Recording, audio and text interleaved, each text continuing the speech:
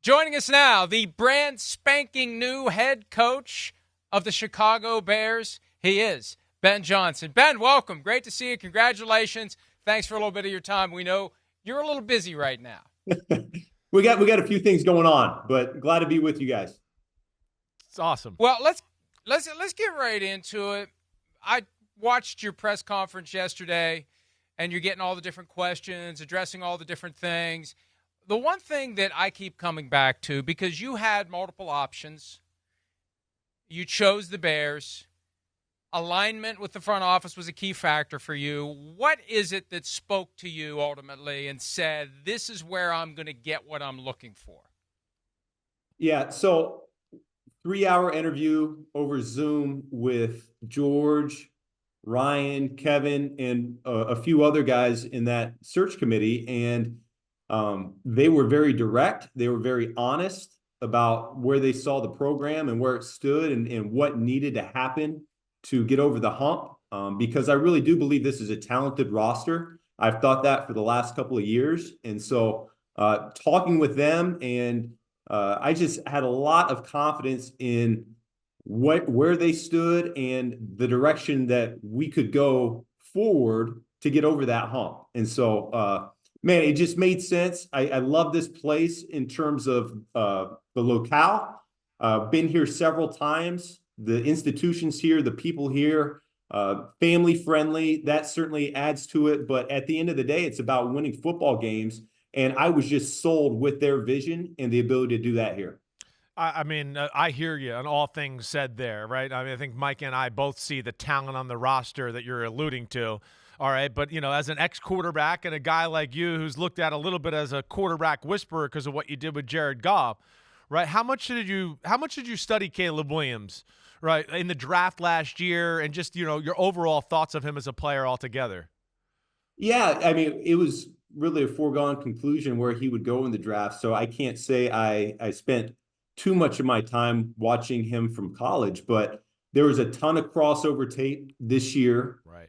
With us in Chicago, and seeing all that, and then seeing them on game days too. I'd be on the opposing sideline. And then, of course, early in the week here, before I accepted the job, I went back and I watched some from start to finish, a few games from start to finish. So listen, I feel really good about who he is as a person. I've done my homework there. I feel really good about the talent level that he possesses. I've seen it firsthand. I think it screams off the tape. Everyone in this building would second that, and they really believe in him as a player and as a person to really excel in this league. So listen, I'm looking forward to earning his trust. This is a relationship that has to build. And as I told him the other day, my success is really going to be dependent on his success and vice versa. We're in this thing together. We'll be tight at the hip. And listen, I'm just looking forward to getting this thing going here in the springtime with him. Coach, you said yesterday that the plan isn't to drop a playbook onto the offense you currently have led by Caleb Williams. You're going to rip it down to the studs and build it back up. Tell us what that actually entails. Is it as simple as sitting down and drawing up new play, new play, new play, new play, all driven by here's my quarterback and here's the rest of my offense? So I had the benefit when I was a first-time offensive coordinator and not having a playbook, but yet being around a lot of different coordinators in my past, bringing a lot of different ideas together and making that Detroit playbook. And I did it, though, with the help of Jared Goff. And it was perfect because we were able to sit in a dark room together for 3 days and talk about what he loved from LA and what I've loved in my past. And we were able to shape that together. And it really, in my opinion, became a beautiful thing. The easy thing to do would just be plop that same playbook down and start there and say, Caleb, you got to learn all this. I've been through that before. I don't think that's necessarily the best way to do it, particularly with a young quarterback. I want to know exactly what concepts he loves to start with, and then we can build it out from there. So listen, I plan on spending a lot of time with him. I want him to feel empowered in this offense, but he's got to earn that as well, which he understands. We've already had those conversations. So it's one of those things. We just got to spend some time together. And like I said, I really believe this is a quarterback-driven league, and he's going to take us as far as we can possibly go here. You plan, like sometimes we see offensive coordinators get the head coach job, right? You hand off the play calling duties to somebody else. I don't envision you being like that. Do you plan on calling the plays? Yeah, I'm gonna keep calling it, and I know what that means. I've been around some guys in the past that have done that, and the time management portion is my biggest concern. But I plan on bringing in a great staff, guys that I trust, whether they're from my tree that I've been around in the past or not. We're gonna just collect the best mix of coaches that we possibly can, and listen, I'm gonna delegate. That's what I learned in Detroit is you got to trust the guys around you if you want this thing to get done, and that's what I'm looking forward to doing. I got a two-part question about one of the plays you called against the Bears this year. Stumble Bum. First part, where did you come up with that name? Because it's awesome. And second, you said yesterday that it's a Matt LaFleur special. Yeah. We were curious, how does that tie into Matt LaFleur? Well, that was our inspiration from it. It was from a year ago. Jordan Love stumbled coming out, and they ran pretty much the same play, but that was by accident. And so we pulled that one up for the player. Hey, do you think that we can pull this off, but actually do it on purpose? Right. And it started with, do we put the ball on the ground even? And Jared's like, I don't know if I feel great about that, but the players took it. They ran with it. I think half the team was yelling fumble when that thing happened. And listen, it worked out great. The origin of the name, I think sometimes late nights, you end up sitting there and you're like, I got to make a decision on something. And it just hit right. So good story about that, though. There was a Stumble Bum Brewery in Troy, Michigan. And so next thing I know, we have all this merchandise and cases of beer being shipped to us.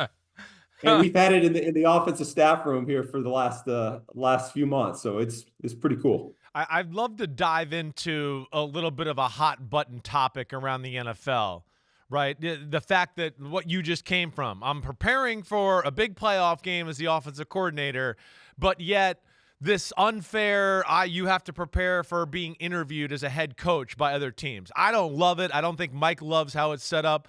But talk about last week and just the process of dealing with the chase to go into the Super Bowl, but yet also being ready to interview for head coaching jobs and put your best foot forward there. Yeah, I'll be honest with you. I want to talk about 2 years ago, because that to me shouldn't happen. We're in the middle of a game week, and here we go. We're in about 3 or 4 different interviews on a Friday and a Saturday. Right. That was hard. Okay. And that happened in 2023. This year, because they happened in the bye week, completely different for me and AG. I believe we're able to knock everything out in 2 days, whether it's 3, 4, 5 teams, however many both of us had. And listen, we were able to put to bed those interviews during that bye week. And then we were able to focus on the next thing. We didn't talk about anything after that until we ended up losing to Washington. But over the course of the week, there was never any talk about head coach. If anything, it was the local media bringing it up. And I didn't want to talk about it at that time because I hadn't been thinking about it all week. So listen, it didn't distract me for that particular game. The year before, that was a harder thing to deal with than this year, though. Right. I'm always curious about the story behind the story, how it all got started. For you, a couple of years at Boston College as an assistant, how did you get your break in the NFL? Joe Philbin was the coach of the Dolphins at the time. How did that all come to be? Man, it's amazing some of the twists and the turns that have happened along the way. But Joe Philbin, Northeast guy to his core, been in Green Bay for a long time and takes the head coaching job, doesn't bring anybody with him, and is reaching out to people that he knew in his past. And my name got recommended, and that's how I got my first job in this league. And then when he got let go in Miami, Adam Gase comes in, and I just kept showing up in the building over and over again. And Adam eventually said, hey, I'm going to keep you on. I said, great. And then you get let go in a place and have to hit the reset button and start over the whole path. And fortunately found a way up to Detroit. Dan Campbell keeps me on after Matt Patricia gets let go. And I had an option at that point, whether to go down to Jacksonville with Urban or stay in Detroit with Dan Campbell. And if I make one decision instead of the other, I wouldn't be standing in front of you here today, And so it's just amazing how some of these things work. You put your head down, you work hard, and you try to take advantage of every opportunity that comes your way. You brought up Coach Campbell, right? And the culture he created there, it seems like it's pretty damn special in Detroit, right? What's one thing that you'll kind of take from Dan and what he did, or something that really impressed you about him watching him be the head coach? Listen, there's so many things that he does well. I've got so much respect and admiration for him. I really can't speak highly enough for the person that he is and the mentor that he's been to me. There's a million things that I've learned from my time there in Detroit with him. But I said yesterday in the press conference, and I'll say it again, is just that ability to delegate, hire people you trust, and allow them to do their jobs and be themselves. Early on when I was a coordinator, I felt like I probably micromanaged a little bit too much. And so that's been a good lesson in development for me over the last 3 years, is to, hey, let these assistant coaches, they're good coaches, let them do their jobs. And I've learned and I've grown from that. And hopefully we can pick up where that left off there in Detroit, here in Chicago. It's almost 4 years to the day from the Matthew Stafford, Jared Goff trade. And Chris and I speculate about this from time to time, but since we have access to a guy who was on the inside, here's the question. How did you get Jared Goff to go from the guy the Rams wanted to move on from to the guy that the fans constantly chant his name in Detroit? What did you do to draw him to a higher level and make him a franchise quarterback? Listen, I did nothing. I did nothing other than provide support for him. Everything that Jared's done was done in his own accord. Everything between his ears. He is the most resilient person I've ever been around. To see some of the negativity and adversity thrown his way, and yet he's completely unfazed. He's like a duck. He gets the water thrown on him, and it just rolls right off of him. It's amazing how mentally strong that individual is. And so it's a credit to him. He came in, he took some coaching, and honestly, sometimes you need to hit some rough patches and some negativity to bring out the best in you. And so I believe that's what happened with him. He made me a better coach, to be honest with you, as much as I'd like to think I helped him out. I was there. I supported him every step of the way, and I couldn't be more proud of his career swing. And to see him play such great football this past year, I really believe he just is now hitting his prime. Yeah, you definitely turned him around. He's playing awesome football. You're right about that. Like going to the Chicago Bears. What are in the division? I mean, I know there's some positives there, but was there ever a part of I don't want to do that and have to face Detroit or do anything like that? Or can you not even just be that picky and you got to just take the job that's the best one for you? It had nothing to do with it. Listen, here's what I'll tell you. Yeah. The way I viewed it this year was the easy thing to do, the safe thing to do would be to stay in Detroit and ride that wave, because that's going to be a good team for a number of years here. The way that Brad and Dan have built that place up, they've done a phenomenal job. The runway is starting. There's a lot of young talent there. I'm well aware of it. I could have been the coordinator there for a number of years and we would have scored a ton of points. I really felt that way. I also felt like I'm a competitor at my heart and my core, okay? And that's what appealed to me about this opportunity, and particularly in this division. This is the best division in football. We had 3 teams go to the playoffs. I alluded to it yesterday. All these coaches in this division are excellent. Coach Campbell, O'Connell, LaFleur, they're top-notch coaches. And then the talent level is obscene. So listen, as a competitor, I'm not trying to take an easy way out. I want the hard way. I want our players to want the hard way, okay? We want to find out what we're made of. We want everybody's best shot each week. That's how we're wired as competitors, and that's how the whole locker room here in Chicago is going to be wired.